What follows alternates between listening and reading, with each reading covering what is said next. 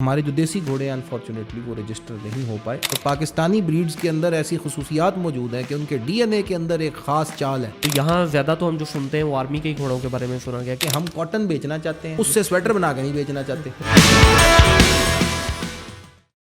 جی اچھا, اس میں علی بھائی کوئی پاکستان میں ایسا کوئی ادارہ بنا ہوا ہے یا کچھ سسٹمیٹک چیزیں ہیں کہ کون سا گھوڑا کہاں سے بریڈ کروانا ہے, یہ بریڈ کس طرح سے چلے گی؟ انٹرنیشنلی تو آپ نے بتا دیا.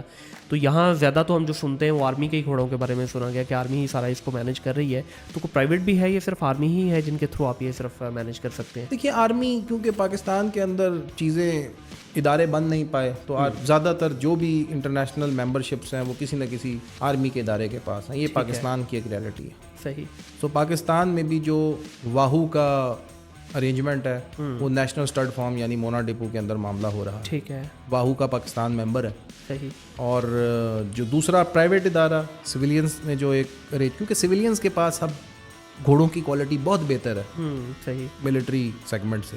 سو یہاں پر عرب ایکویسٹرین کلب آف پاکستان ہے جو یہ ادارہ ہے جو کہ عربین ہارسز کو ڈیل کر رہا ہے. جاکی کلب آف پاکستان ہے جو کہ تھورو بریڈ ہارسز کی جو بریڈ ہے اس کو لک آفٹر کر رہا ہے. صحیح.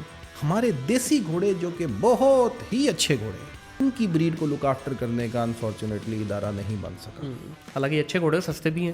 نو, سستے نہیں ہیں. اب نہیں, ان کی نسبت تو سستے ہیں نا, ان کے ساتھ ٹیگ لگ گیا. جی نا, گھوڑے دیکھیں اپنی ٹریننگ پر سیل آؤٹ ہوتے ہیں, اپنے خواص کی بنیاد پر سیل آؤٹ ہوتے ہیں. گھوڑوں کی جو ڈویژن ہے اس میں سے ایک ڈویژن ہے گیٹڈ گھوڑے اور نان گیٹڈ گھوڑے, یعنی کہ چال باز گھوڑے اور نان چال باز گھوڑے جو عام گھوڑے ہوتے ہیں. تو پاکستانی بریڈز کے اندر ایسی خصوصیات موجود ہیں کہ ان کے ڈی این اے کے اندر ایک خاص چال ہے, وہ بڑے زبردست طریقے سے چلتے ہیں. تو اس لحاظ سے اس کی ڈیمانڈ موجود ہے. لیکن ہم نے کیا کیا ہے کہ ہم کاٹن بیچنا چاہتے ہیں, اس سے سویٹر بنا کے نہیں بیچنا چاہتے. بالکل. تو ہم نے کیا, ہمارا جو اپنا گھوڑا ہے وہ انفارچونیٹلی رجسٹرڈ نہیں ہے, کوئی دوسرے کو ماننے کو تیار. یہ ٹیکنیکل ڈیفیکلٹیز ہیں پاکستان کی, ڈیموگرافک مشکلات ہیں پاکستان کی, کیا کریں.